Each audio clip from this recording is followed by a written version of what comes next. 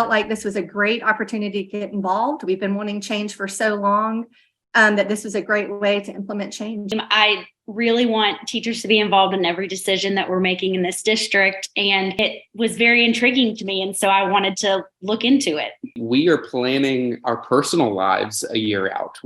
I'm a part of some professional organizations where we're planning a year out. So to have CCSD's dates to be a part of that family planning, the professional development that happens across the state, I think that it sets us up at the standard where we are planning this far out. For me, it was about figuring out what folks wanted and needed. Instruction, building relationships, all those things are affected by days off, the time we have to instruct during the day. I think it's really important that as teachers, we have the time built in for our planning as well, because to do best instruction with our students and reach as many students as possible, we have to have adequate planning time. So the placement of those early releases, the teacher work days are crucial. The academic calendar sets the pace, and a really good calendar can make their school year really effective.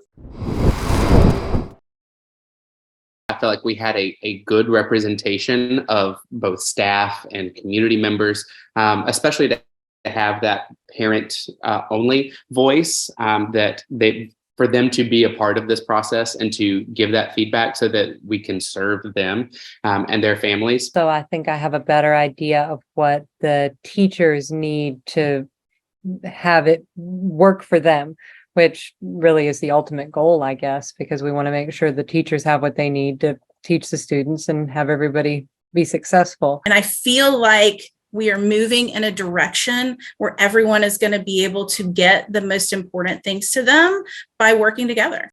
It's nice to see it actually being worked on not behind closed doors. I mean, it's just refreshing. You do have to think about everyone. It's not just you and your high school situation. So what's unique is I also have elementary school kids in the system as well. So I get to see that perspective from their teachers, and also I'm teaching high school in the system as well.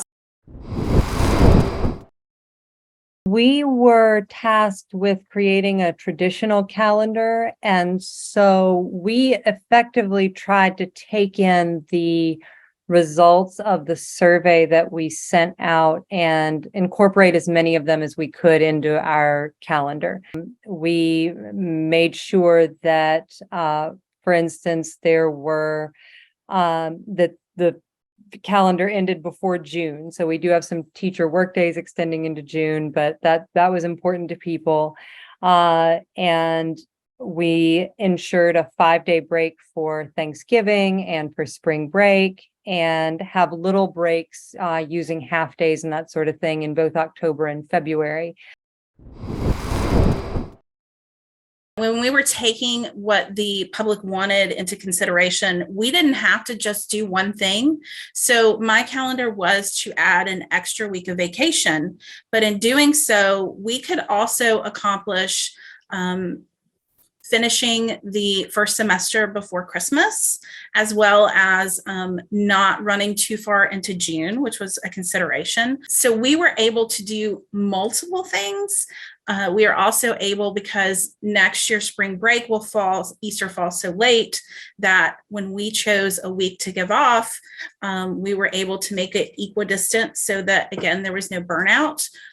So they have a break in early March, and then they have a break in late April. That we were able to be very thoughtful about where we placed the work days and trying to make sure that teachers had that time. Like I think we typically try to do, to have time to develop the report cards. They can be reflective and get everything put in place for the next upcoming quarter. Through starting a little bit earlier, having the school year start for the kids on August 5th, and the teachers starting right at the end of July, which I spoke with a lot of teachers to see how they would feel about that. And they were like, hey, if we got 2 extra breaks during the year, we would totally start at the very end of July for that. We were able to get an extra week in October, an extra week in February, and still get done with the school year. The kids' last day would be the end of May 30th, and the teachers would just work 2 days in June. I have a son who's at Beckham, He's a freshman, and all Christmas long, all I had to hear was how miserable he was that he had to go back for exams. I mean, it overclouded his entire Christmas break.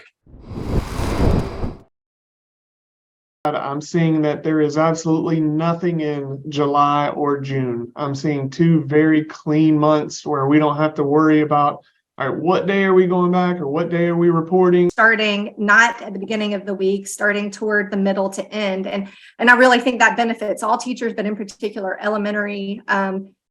To me, just having kids get a little bit of the routine, but it's really tough to go a long week with a 5-year-old trying to get the routine down. Breakdown in the middle of the week is bound to happen. We were spreading out those breaks. I think that really helps with both families as well as teacher, that we don't feel that burnout, that things are working, we're staying refreshed.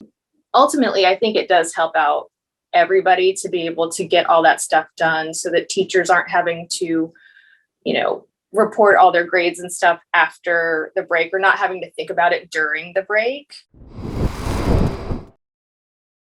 That feedback's already started with my wife and her. I took home the version of that and she marked it up and she changed a little bit. And I just said, it's a work in progress. It's not a perfect science. And regardless of what calendar is ultimately chosen by our community, I think every single person has been aligned that this is a process that is worthy of our time and of our dedication. I am 100% behind whatever calendar the public chooses to pick, and that will be our calendar moving forward.